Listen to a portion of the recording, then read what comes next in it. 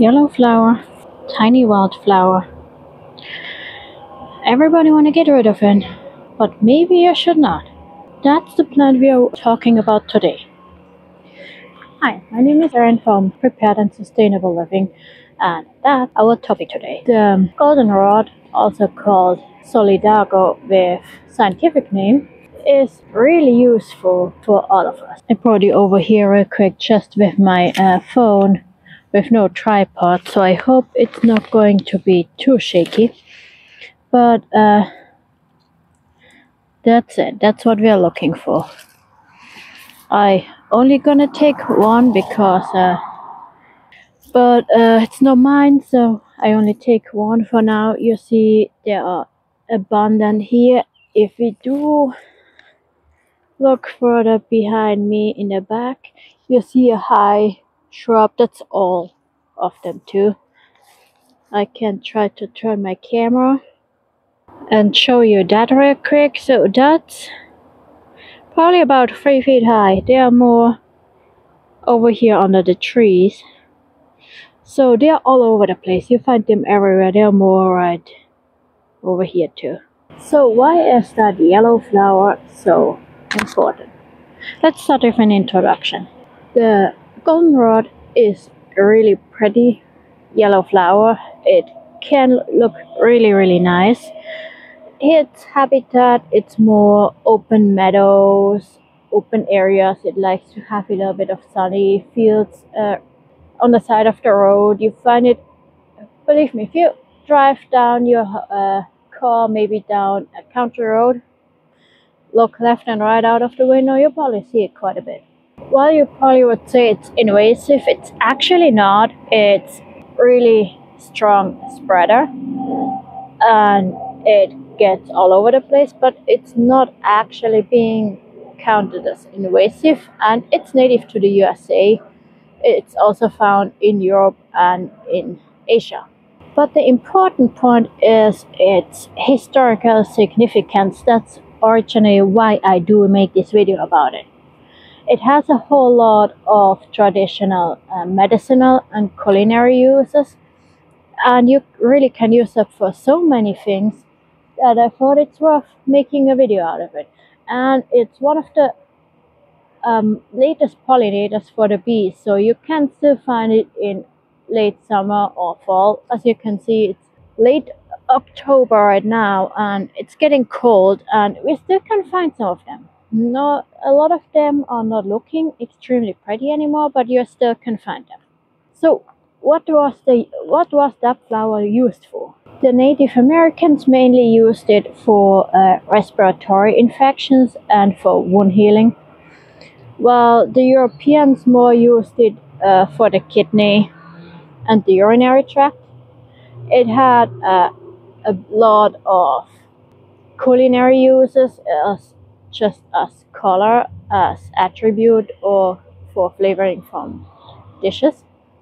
While I have to mention here, there are no studies on humans on goldenrod.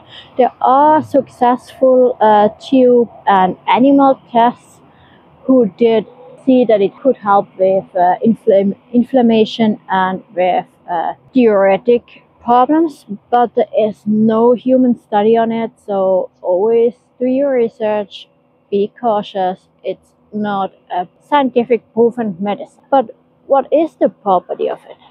Well, we already said it's good. It's used for kidney stones and for the urinary tract infection. It also has inflammatory properties.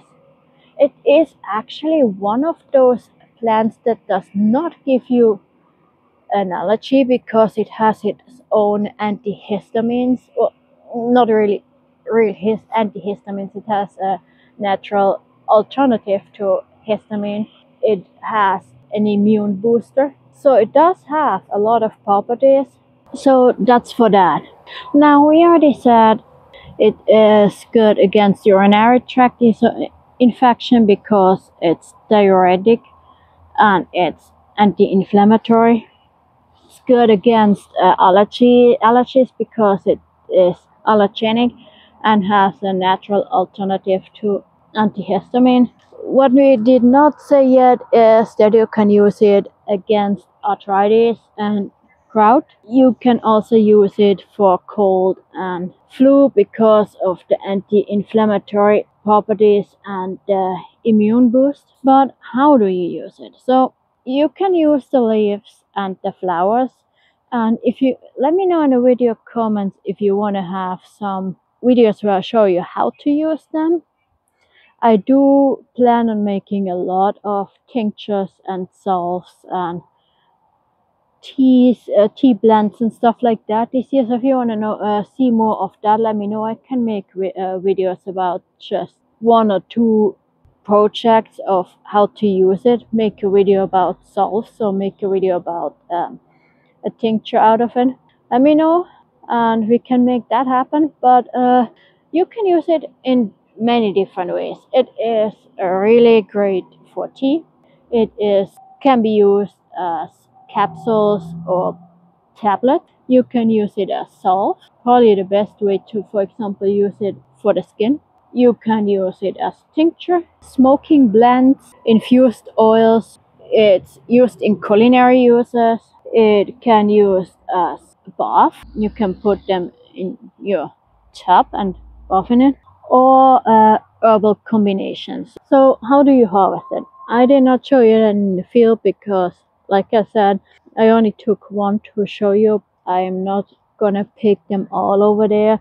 Also, I do not use those because, as you probably saw, we were right next to the road, and I really don't pick stuff that's right next to the road.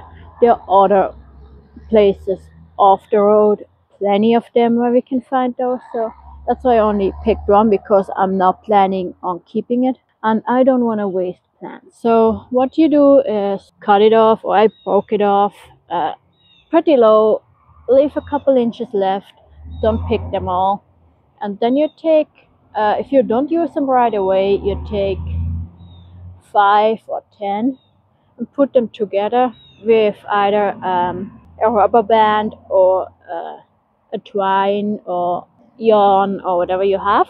I normally do take already here leaves that are looking more like that already off, because I'm not going to use those. I want to have nice leaves. So the bad ones are already going off.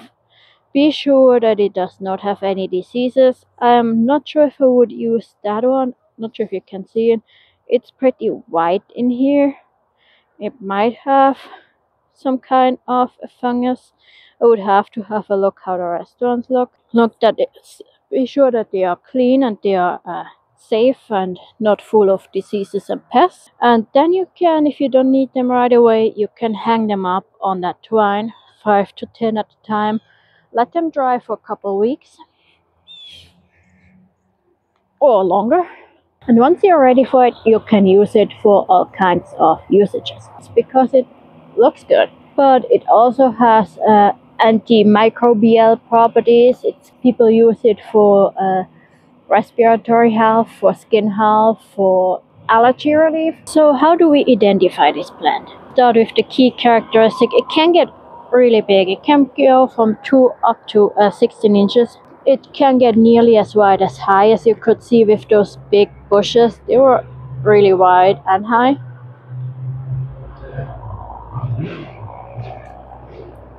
The stem is smooth. It does not have any hairs on the stems. The leaves, I'll put one off, are really long. We call that lens shaped. It is, as you can see, serrated, almost two-edged. So you see it's not having smooth corners. You really can see it's going in and out on the side. Maybe you can see it on the video. It's hard to show on the video. The leaves are arranged alternately. So we have one here and one from the front, then one a little bit higher from the back, and it's popping all around. It's not having two on the same height or all on the same side or something like that. Just one here, then over here, then up here. That goes all the way around. Alternately, not on the same height. So what about the flowers? Well, obviously we have really nice yellow flowers. They are assembled in little tiny like daisy. I'll try to show you that on here. It's not really getting completely sharp, but it's hard to see. But if you see it in the field, you see it. They're arranged in clusters, all at the top, no flowers further down. They're only up here. They have small little green stalks going to the stem. You can see those. But they're really easy to identify. They do like have sunny and well-drained soil, and there is not much that could look alike. I had to search quite a bit before I found something that's halfway look like this, and one of them could be the ragweed. I put the picture of it right in here. That lives in the same area, but it has frond-like leaves, not really those nice long single leaves like this. Maybe the aster could be looked to because they can have yellow flowers too, but they have a whole lot of different color ranges, so there's not a whole lot you could confuse with the goldenrod. Where there are a lot of different species of this plant, but almost all of them you can find around here are having more or less the same properties. Some have maybe a little bit more potent than the other ones, and I'm not gonna go in. I can make a video out of how to separate the most common goldenrod if you wanted. It will take too long in this video and will make it too much school-like, so I'll leave it for now, but I can do it if you want it. So that much for that. Last but not least, you also can use it for DIY. If you're already in this week's challenge of the goldenrod, you will get a video for it, a video course for it. I found one from someone else who made a really nice one. I would like to try out myself soon. If you want one on my YouTube channel for me, let me know, I can do that. But you can use goldenrod real nice for natural dye. Makes really nice yellow color. It does perfectly work for flower arrangements. Give that a bit of color, especially if you make some that late and there are not many plants around anymore. If you look around, there's not a whole lot that have that much nice color than the goldenrod. You can make herbal potpourri out of it. You can make pressed flower art, candles, jewelry. There are a lot of DIY options of it. Let me know if you want to see some. I'm definitely going to try a bunch out, either this or next year. And I definitely going to make a bunch of it. So if you want to have some videos, let me know, and I'm going to bring more of that stuff. So that much for how much that is good for. There are much more than that. It has a real big environmental use because it gives the bees really late still some food, so that's an important factor. There are much more I could tell you why that flower is good and why we can use it, but that sums it pretty much up. So before we end this video, let's very quick summarize it.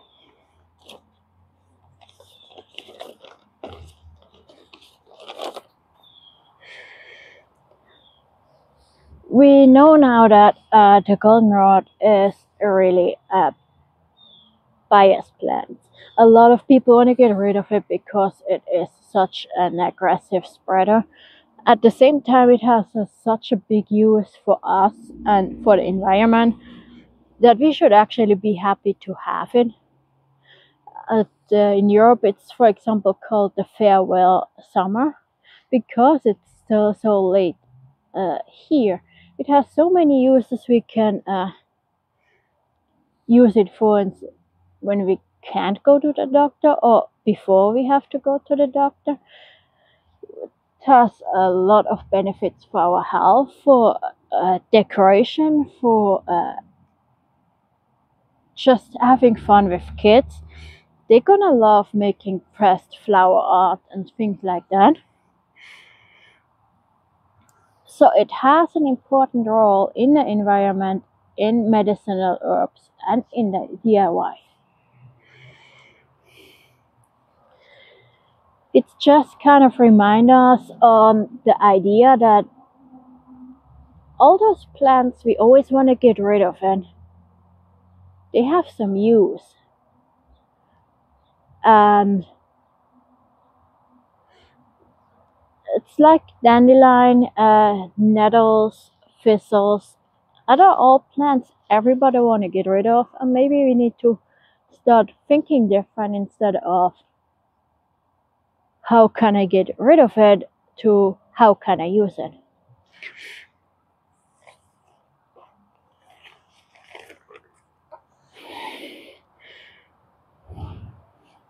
Last but not least, I would like to invite you to this week's challenge about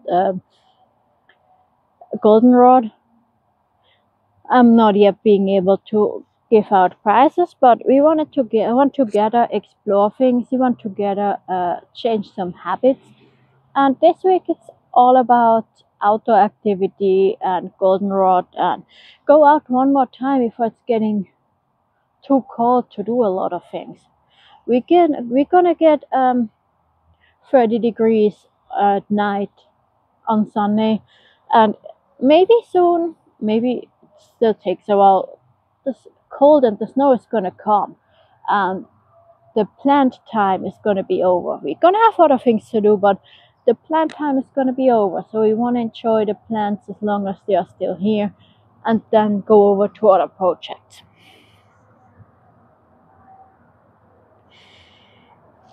Be creative. Look yourself what you could make out of that plants, how you can make your house look nice with it, how you can use it. And if you want to see some of those ideas or recipes or whatever, let me know.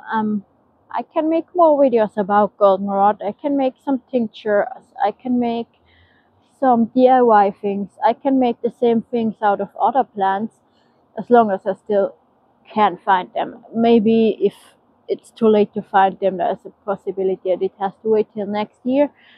But if you want to have something sooner or later, I will bring it up here. Let me know what you want to see, and I will try to make it happen.